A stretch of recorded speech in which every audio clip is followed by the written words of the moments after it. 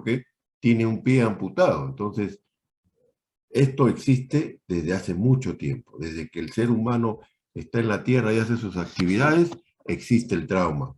En nuestro medio, el trauma, en mi opinión, no se le da la importancia que debe tener, ¿no?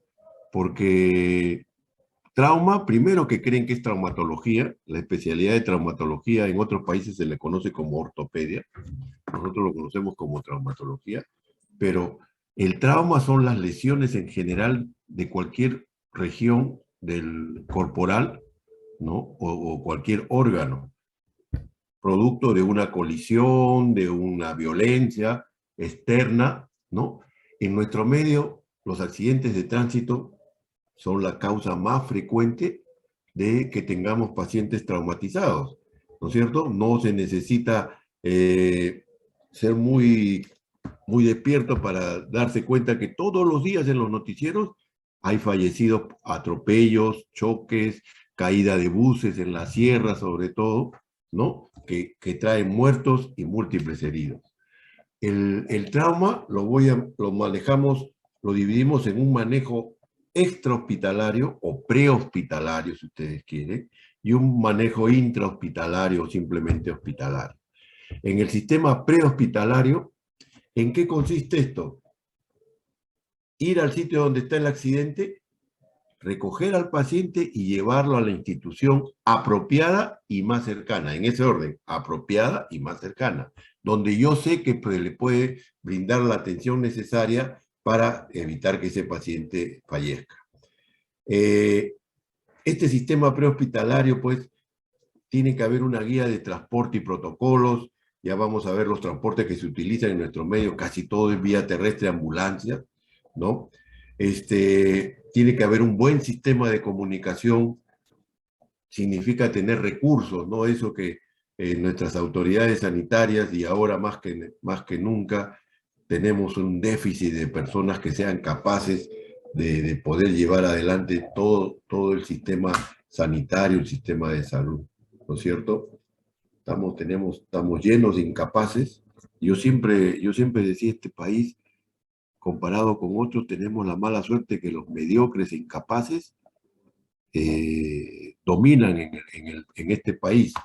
Después me di cuenta que no era así. No es que estadísticamente mediocres y incapaces es más o menos parecido en todos los países. ¿La diferencia cuál es?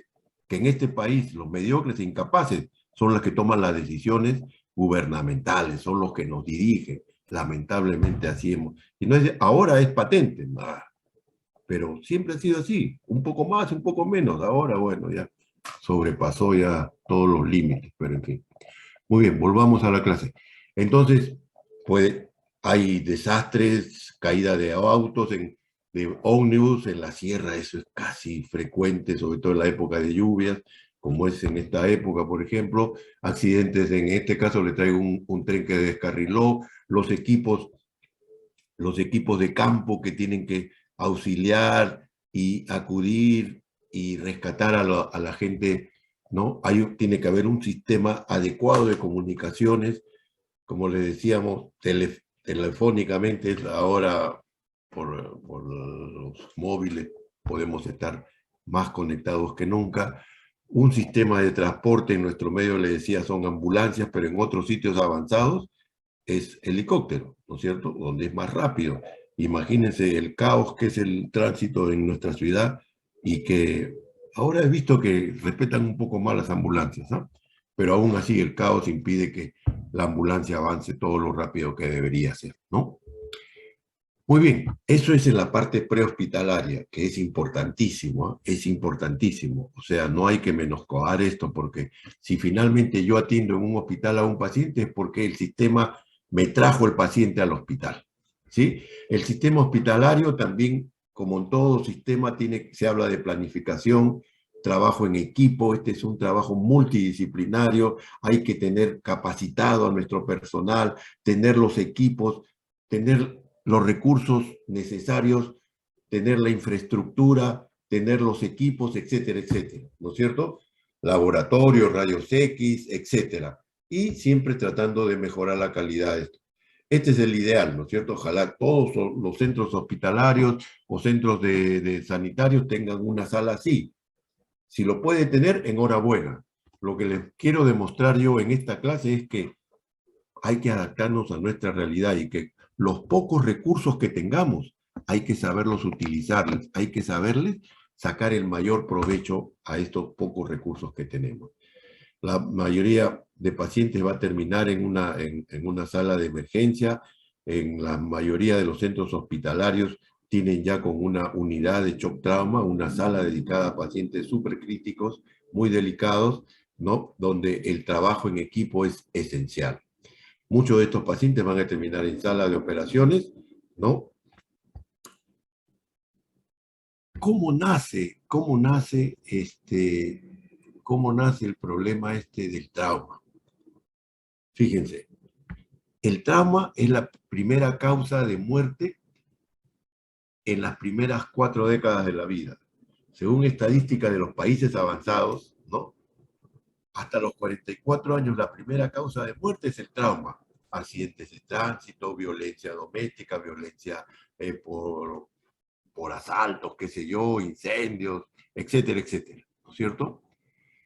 En nuestro medio no se da eso. ¿Por qué? Porque la primera causa de muerte todavía siguen siendo las enfermedades infectocontagiosas en la niñez. Pero en las últimas estadísticas, el trauma ya aparece entre el segundo lugar, tercer lugar, ya aparece ahí. Y eso que nuestras estadísticas, como bien saben ustedes, no son de las mejores. Pero el trauma existe. Métanse eso a la cabeza. Uno de los objetivos de esta clase es: el trauma existe. Lamentablemente va a seguir existiendo y seguramente va a ir en aumento. Porque en algún momento vamos a tratar el cáncer. En algún momento, ya no lo veré yo, seguramente ojalá que lo vean ustedes, la medicina va a vencer al cáncer, ¿sí?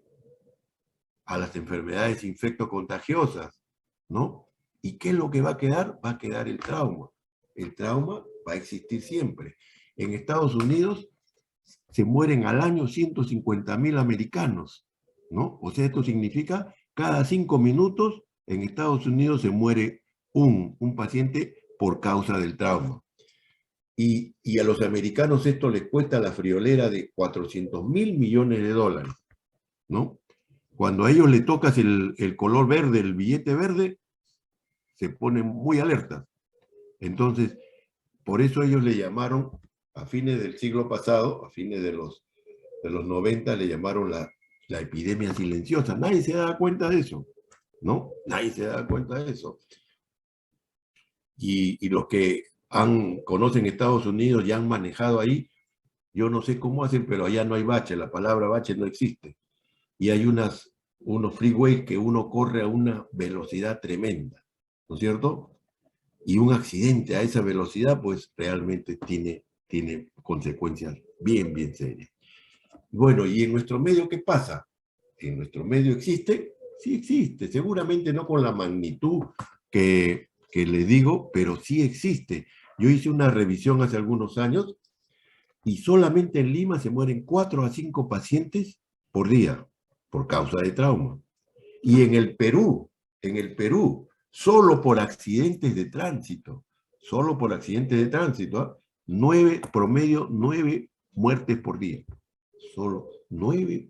O sea, imagínense ustedes, multipliquen 9 por 265.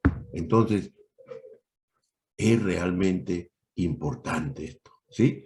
Lo que es peor, por cada muerte, 3 pacientes quedan incapacitados permanentemente. Y a esos pacientes hay que hacerles un tratamiento especial. Vamos a destinar recursos para atenderlos a ellos.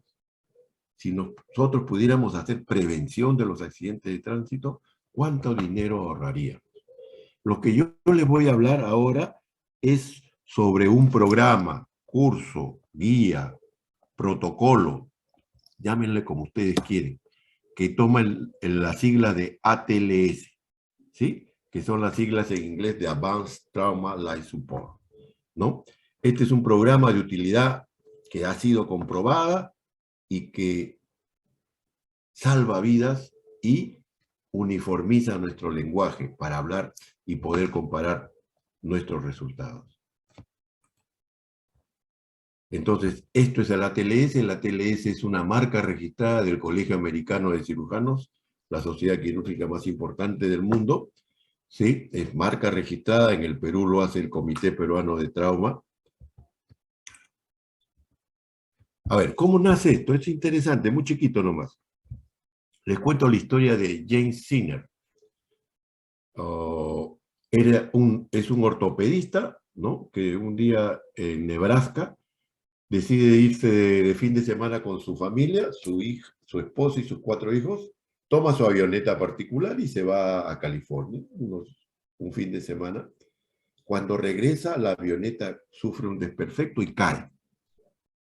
En la colisión, la esposa muere casi inmediatamente y 2 de sus 4 hijos sufren lesiones más o menos parecidas, entre moderadas a severas, ¿no?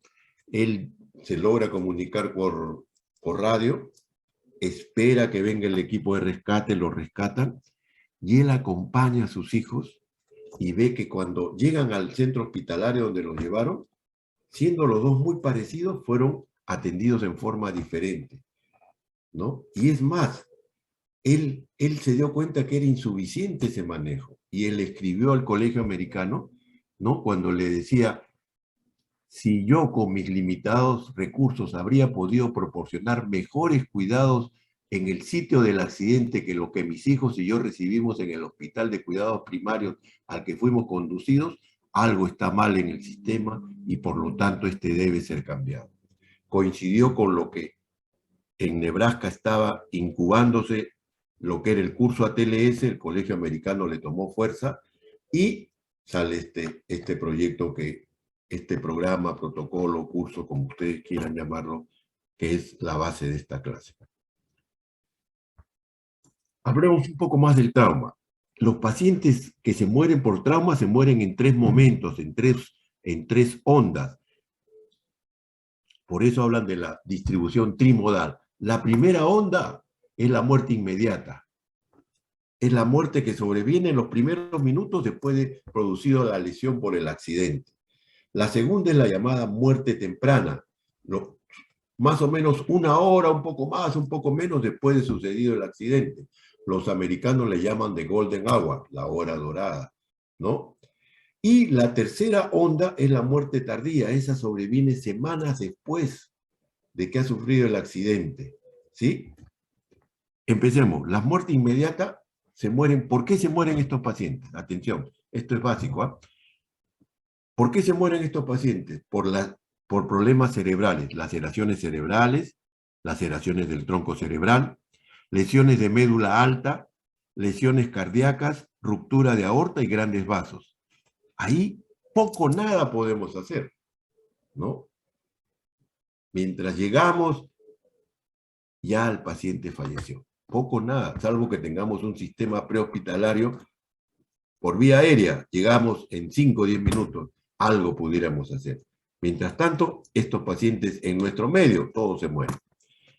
La segunda onda es la llamada muerte temprana, la hora dorada. Atención, esto sí es importante. ¿Por qué se mueren? Se mueren a nivel de cabeza, hematoma subdural o epidural. A nivel del tórax, hemotórax masivo o neumotórax, atención.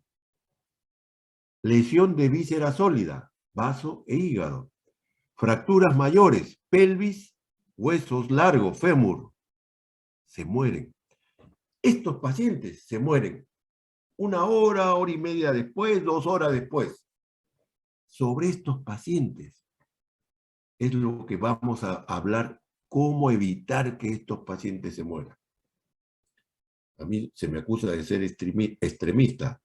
Yo digo, ningún paciente con estas lesiones debería morirse en un centro hospitalario si la gente está bien capacitada, si nosotros los médicos, si las enfermeras, si los técnicos, los tecnólogos, radiólogos, laboratoristas, estamos bien preparados, no debería morirse nada.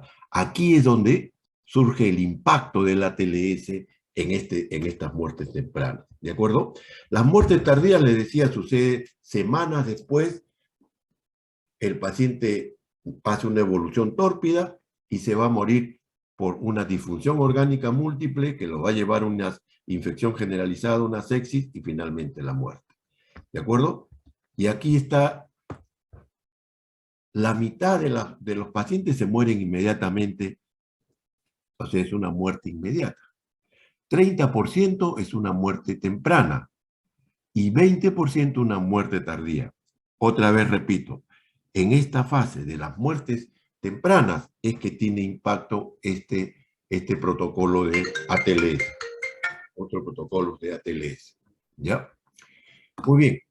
Cuando sale el curso ATLS, ¿no? Cuando sale el curso ATLS, rompe varios paradigmas, ¿de acuerdo? Rompe varios paradigmas. Habló de, primero, a ustedes y a nosotros nos enseñaron que lo básico es la historia clínica, ¿no? Una buena anamnesis, un buen anamnesis de los antecedentes personales, familiares, fisiológicos, patología, todo eso, ¿no? Hacer un examen detallado, hacer un diagnóstico sindrómico. De acuerdo a los diagnósticos sindrómicos, pedimos la ayuda de laboratorio, la ayuda de imágenes, ¿no? Para llegar a un diagnóstico etiológico y dar el tratamiento específico. Bueno, ATLS dijo, todo eso está bien, pero cuando un paciente me llega accidentado por trauma a la emergencia, ¿cuál es el objetivo que tenemos todos? Que ese paciente no se muera. Que ese paciente no se muera. Y hablamos de las prioridades. Y entonces ellos hicieron un estudio y yo siempre pongo el ejemplo de 4 animalitos. ¿Sí? Al primer animalito lo cuelgo, lo ahorco y lo cuelgo ahí, como en el viejo oeste, lo cuelgo. Al segundo le soy capaz de producir le pongo una herida punzante en el pulmón y lo hago sangrar masivamente. ¿Sí? Y le produzco un neumotórax a tensión. Un neumotórax a tensión. Mejor dejémoslo en neumotórax a tensión para no confundir. Al tercer animalito le pongo el cuchillo en el hígado para que sangre profusamente. ¿Sí? Y al cuarto animalito soy capaz de producirle un hematoma subdural, digamos, ya, por decir. ¿Sí? Entonces, piensen ustedes, ¿cuál de estos animalitos se muere primero? El que se muere primero es el que tiene la obstrucción de la vía aérea, el que está ahorcado.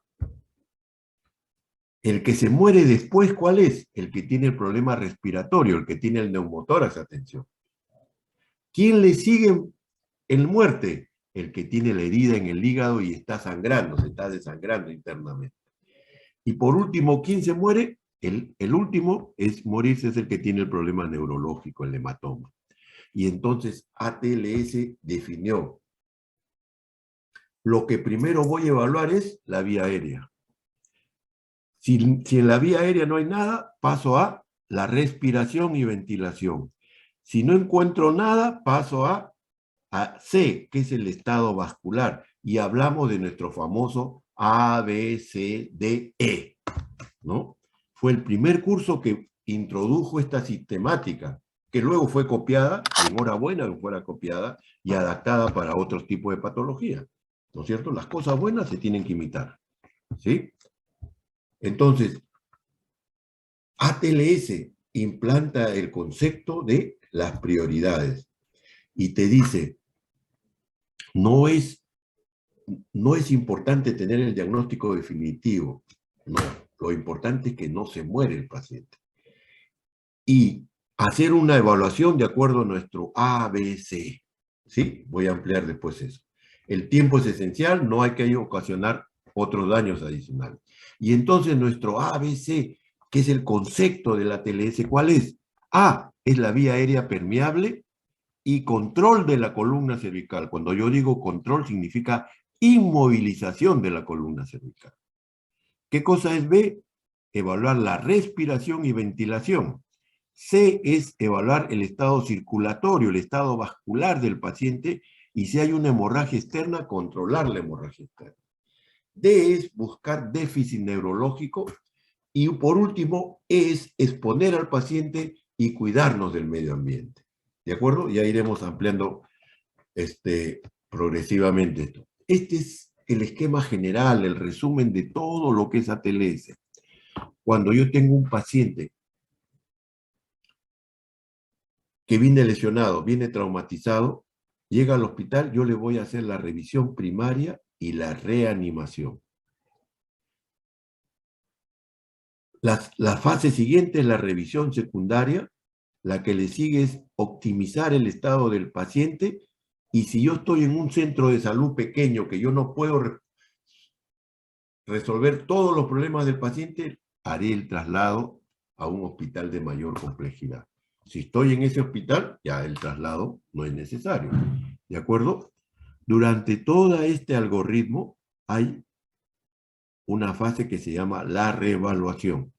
¿En qué consiste? Que cada vez que el paciente, sus signos vitales se ven afectados, cuando ya estaba mejorando y otra vez están afectados, vuelvo a empezar desde cero. ¿De acuerdo? Atención, la revisión primaria y la reanimación la hemos dividido, la hemos separado para efectos docentes, didácticos. En la práctica son simultáneas. La revisión primaria y la reanimación son fases simultáneas. ¿Sí? Entonces, vamos a empezar con la revisión primaria. Y en la revisión primaria está nuestro ABCD, ¿no es cierto? A, vía aérea permeable con control de la columna cervical. B, o sea, significa que yo voy a evaluar si esa vía está permeable o no. ¿De acuerdo? Y siempre cuidando que la columna cervical esté inmóvil. Si no hay problema ahí, paso a la respiración y ventilación. ¿Mm? Si hay algún problema, como vamos a ver, yo lo resuelvo. Si yo encuentro un problema en A, resuelvo el problema y paso a B. Si yo encuentro un problema en B, resuelvo el problema y paso a C. No es que yo me pase, A, B, C, D, no. Tengo que ver los problemas que hay. ¿De acuerdo? Entonces, C es estado circulatorio, estado vascular del paciente con control de la hemorragia externa. D es déficit neurológico. Y E, ¿qué cosa es? Exponer, desvestir al paciente. ¿Sí? Desvestir al paciente. ¿Para qué? Para evitar que se nos escapen algunas lesiones, sobre todo en la parte posterior, ¿no? En la espalda, en la parte del coxis, del sacro, etcétera, porque de repente eso no lo mata, pero sí puede aumentar la morbilidad y la estancia hospitalaria. Y, atención, medio ambiente. ¿Qué significa esto? Proteja usted de la hipotermia al paciente. La hipotermia. Oiga, esa hipotermia pues será allá en Puno, en las alturas, 5.000 metros, o en los polos árticos y antárticos. Eso piensa la mayoría. Señores, pues eso es mentira. Hipotermia hay ahorita que hace sol por acá, por mi casa hace un poco de sol. ¿Ah? Existe la hipotermia. En Iquitos una vez fui a dar una charla y se escandalizaron cuando le dije, acá en Iquitos hay hipotermia. Ya lo vamos a ver, ¿por qué hay hipotermia? El concepto de hipotermia, incorpórenlo. Vamos a hacer rápidamente cada una de ellas. ¿Qué cosa es la A? Entonces, vía aérea permeable, con control de la columna cervical. ¿Cuál es la mejor manera de evaluar al paciente que tenga la vía aérea permeable? Señor, ¿cómo se llama? Perico en los palotes. Si ya me habló, es porque tiene la vía aérea permeable. ¿De acuerdo? ¿Sí? Entonces, ¿cuándo sospechar lesión de columna cervical? Cuando es un trauma múltiple, cuando está inconsciente el paciente, o cuando tiene un trauma único por encima de las clavículas. ¿Ya? En esos casos, inmovilizas. Entonces pones un collarín cervical. El aparato de tomas le llaman los especialistas. Los bomberos, que son los que más nos llevan pacientes, y el resto de gente del sistema prehospitalario, ya sabe, a todo el mundo lo traen con su collarín. Necesite o no necesite, ya usted lo decidirá en el centro hospitalario. Acá ven ustedes hasta está el collarín, le están sacando, pero hay uno de los auxiliares, enfermeras o médicos, mantiene la alineación, la inmovilización de la columna cervical, la cabeza la mantiene para que esté alineada con el resto de la columna. ¿De acuerdo? Si la vía aérea está permeable, pasa el oxígeno, pero pasa por la tráquea, llega a los bronquiolos y en los bronquiolos va a llegar al alveolo, ¿no? Y en el alveolo va a haber el intercambio alveolo capilar, CO2, oxígeno. ¿Cómo evalúo yo eso? Eso, mis manitos y mi cerebrito, ¿no? Ese curso de semiología, inspección, palpación, percusión, auscultación.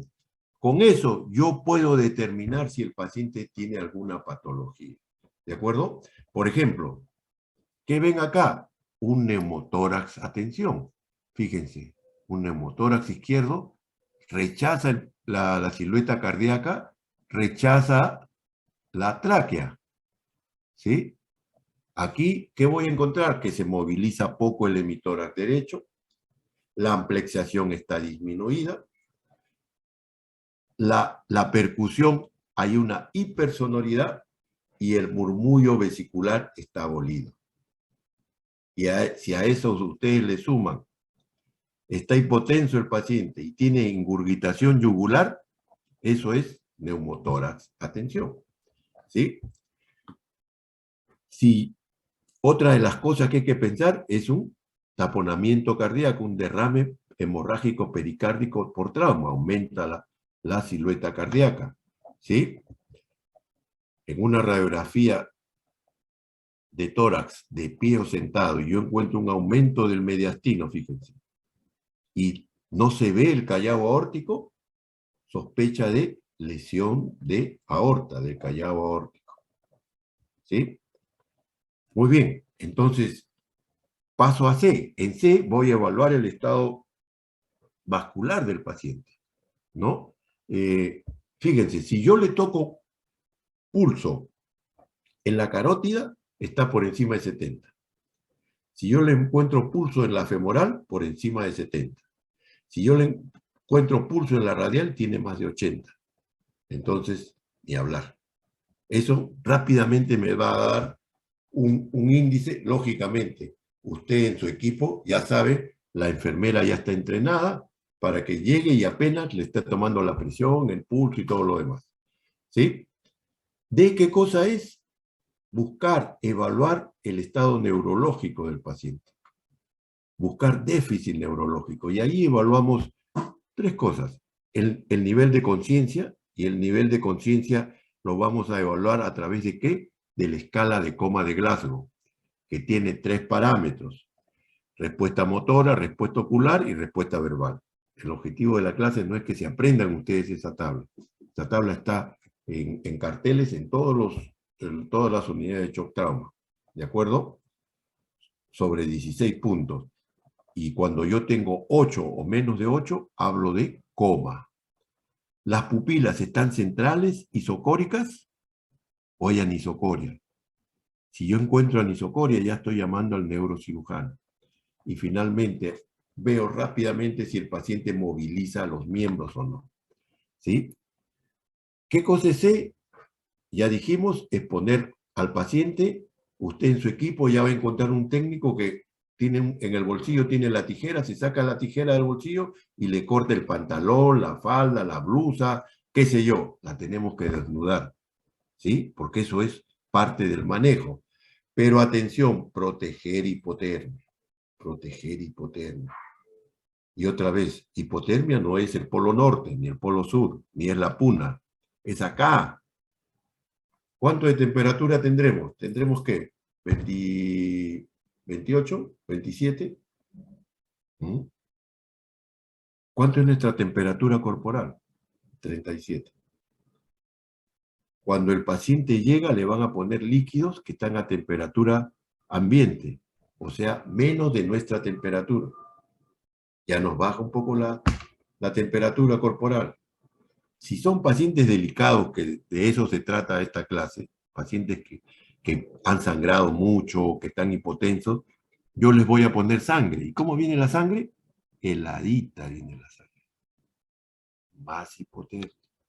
Y si a ese paciente lo llevo a sala de operaciones y le abro el abdomen, le hago una laparotomía, a través del peritoneo se pierde calor, más hipotermia. Y la hipotermia te lleva a coagulopatía, más sangrado. Y entonces hay que proteger eso. ¿De acuerdo? Hay que proteger. Atención, yo les decía que la revisión primaria y la reanimación son simultáneas. Para que de repente les... ¿Cuál es el concepto que ya lo adelanté? Toda lesión que pone en peligro la vida del paciente, al ser diagnosticada, al ser identificada, ¿no? Siguiendo nuestra secuencia ABCDE, es tratada inmediatamente. Es tratada inmediatamente. ¿De acuerdo? En esta fase voy a tomar, en realidad esta columna cervical ya no debe estar acá, no sé qué se me ha pasado eso. Las radiografías que se toman en la revisión primaria y la reanimación es tórax y pelvis. ¿De acuerdo? Anoten eso, por favor. ¿Sí? Entonces, vamos en A. Cuando el paciente llega, y estamos hablando de los pacientes que llegan generalmente inconscientes, lo primero es la causa más frecuente de que se respire mal o no se respire, ¿cuál es? Que la base de la lengua cae hacia atrás y obstruye la orofaringe. Y no hay respiración. Entonces, lo primero que hacemos es levantar la mandíbula. Ahorita les voy a mostrar algunas imágenes. Se aspiran secreciones con un aspirador rígido de metal, no de sonda porque el paciente lo puede morder. Voy a ver si hay mucha salivación, si hay sangrado, si hay otro tipo de secreción, si hay cuerpos extraños, restos de dentadura o restos óseos de repente, ¿no? Y siempre, no olvidar, mantener inmovilizada la columna, ¿sí? ¿Qué pasó acá? Se me han borrado las imágenes. A ver, un momentito, por favor, ¿eh?